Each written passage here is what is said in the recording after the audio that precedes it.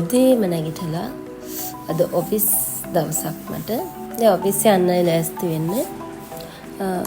උදේම breakfast එක හදා ගන්නවා මම. ඕට්ස් එකක් තමයි හදාගත්තේ. මිල්ක් දාලා. ඒකට මම ඩ්‍රැගන් එකක් දැම්මා. ඊට පස්සේ කෙසෙල් ගෙඩි එකක් දැම්මා. ඊට පස්සේ ආමන්ඩ්ස්ුයි සන්ෆ්ලවර් සීඩ්ස් ටිකක් තමයි ගත්තේ. මගේ මේ ඩ්‍රැගන් එක නැච්චර රස නෑ දෙකම. පාට දෙකේකම. හැබැයි කෙසෙල් ගෙඩිය මාර රසට තිබුණා. එකයි මේ සන්ෆ්ලවර් සීඩ් එකයි ආමන්ඩ්ස් ටිකයි ආවම මේ විදිහට ඕට්ස් එක මාරම රසයි. මට හිතුණා තව මැංගෝ වගේ තිබුණා නම් මේකට ඩ්‍රැගන් ෆෘට් එක නැතුව මාර රසට තියෙයි කියලා. ඒක ටිකක් දිය රසයි වගේ. ඉතින් ඒක කාලා මම අද මගේ ඔෆිස් දවසක්නේ. ඉතින් මට වැඩ තිබුණා සෑහෙන කරගන්න. ඉතින් වැඩ ටික කරලා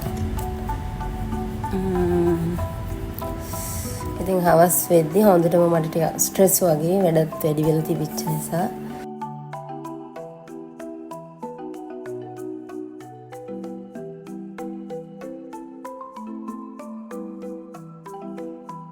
මම ගෙදර එන්න පිටත් වුණා.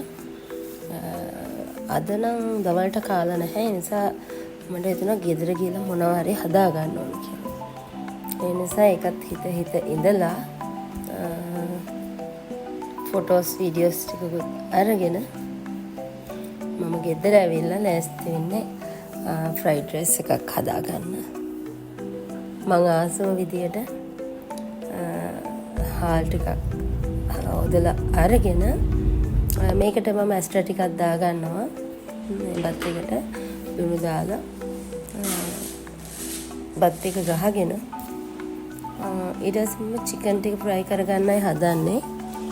මේකට මම දාන්නේ මිරිස් කුඩුයි, ලුණු කුඩුයි, කම්මිරිස් කුඩුයි, දහි. ඒ ටික විතරයි දාන්නේ. ඒ ටික දාලා මේක හොඳට මික්ස් කරලා මේක මම තෙල් ටිකක් පෑන් එකට දාලා තෙලෙන් තමයි මේක චුට්ටක්ම ටිකක් බැදගන්නේ. ගැඹුරු තෙලේ බදින්නේ නැහැ මේක මම. ටිකක් නිකන් තෙල් ටිකක් දාලා මේක හොඳට වහලා තියෙනවා. එතකොට මේක ටිකක් හොඳට ෆ්‍රයි වෙලා එනවා. වතුර ටික එහෙම හිඳිලා. මේ ෆ්‍රයිඩ් රයිස් එකට තමයි කැරට් ටික කපා ගත්තේ. මට ලීක්ස් තියෙන අමතක වෙලා. ඊට පස්සේ මම ගෝවා ටිකක් කපලා ගත්තා ලීක්ස් වෙනුවට. මම දැන් සලාඩ් එකකටත් ඒ වෙලෙම කපා ගන්නවා මේ කැරට් එහෙම ටිකක්. බෙල් පෙපර් ටිකක් දානවා සලාඩ් එකට. තක්කාලි දැම්මා, ලුණු දැම්මා.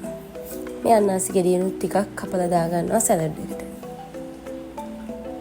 චිකන් එකේ දැන් වතුර ගතිය එහෙම හොඳට ඇවිල්ලා තියෙනවා. ඒක එහෙම වහලා තිබ්බම හොඳට ඒක හිඳිලා එනවා රසට. මේ කලින් දවසේ තම්බපු චිකන් එකක් තිබුණා. ඒකත් මම කඩලා ගත්තා බත් එකට දාගන්න. චිකන් ටික දැන් හොඳට ගානට ෆ්‍රයි වෙලා තියෙනවා. ඒ ටික මම අයින් කරගත්තා. ආරේ චිකන් ටික දාලා ඒකෙන් මම පුදුයෙන් තෙල් දැම්මේ නැහැ. ඒක ඉතිරි තෙල් ටිකටම චිකන් ටික දාලා පොඩ්ඩක් ෆ්‍රයි කරගත්තා. ගෝවා ටිකට මම පොඩ්ඩක් එක්ස්ට්‍රා ටිකක් දාගත්තා. දාගෙන මම ඒකටම බිත්තර දෙකක් දාගන්නවා.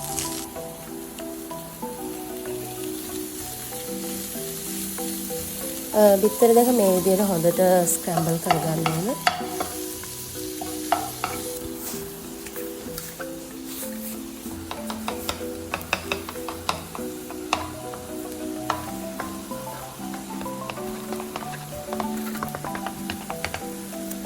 අන්තිමට තමයි කැරට් ටික දාගත්තේ.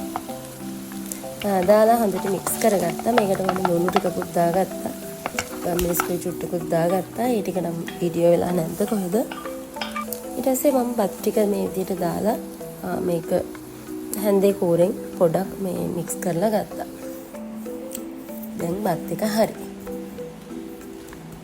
මේ බත් එක හරි රසයි ගෙදර හදාගත්තම ෆ්‍රයිඩ් රයිස් එකක් ඉතින් අපි කඩේ ගන්න ඒවට වඩා තෙල් අඩුයි. ඉතින් හරිම රසයි. මම මේ හදාගන්න යන්නේ chili paste එකක්. මේක මම හදන ස්පෙෂල් chili paste එකක්. මේක හරිම රසයි. මේකට අවශ්‍ය ඒවා ටික මම දානවා. සාමාන්‍ය චිලි පේස්ට් එකකට දාන විදිහ ටික දාලා හදා ගන්න යන්නේ. මම මේකට අන්නාසි දාලා තමයි හදන්නේ. මේක හැදුවම මාර රසයි මේ අන්නාසි දාලා චිලි පේස්ට් එක හැදුවම. ඒකත් දැන් හදලා ඉවර කරගත්තා. ඉවර කරලා ඒක අයින් කරගත්තා මම වෙනම භාජනයකට. දැන් මේ සලාඩ් එකට මයොනයිස් ටිකක් දාගත්තා. ඒකට මම තව දැම්මේ ලුණු කුඩුයි ගම්මිරිස් කුඩුයි දෙහි විතරයි. ඒ ටික දාලා මික්ස් කරගත්තා. ඇත්තටම එතකොට මේක රසයි ගොඩක් මයොනයිස් දාන්න ඕනේ චුට්ටක් දාගත්තම ඇති නැත්තම් පැන් රස වැඩි වෙනවනේ සලාඩ් එකේ. ඉතින් මේ ටික තමයි මම ඉක්මනට හදාගත්තේ ගෙදර ඇවිල්ලා. හැබැයි හරිම රසට තියෙනවා මේ ටික නම්. ඉතින් කඩෙන් ගන්න ගියොත් කොච්චර වියදමක් යනවද? ඊටත් ඒක රසත් නැහැ. ඒ නිසා මෙහෙම ගෙදරම හදාගත්තාම ඇත්තටම හරිම රසයි. ඕක තමයි අද මගේ දවසේ මගේ වීඩියෝ එක. ඉතින් ඔයාලට තවත් දවසක මම ලස්සන වීඩියෝ එකක් අරගෙන ඉන්න. ඉතින් ඔයාලා හැමෝටම සුබ දවසක්.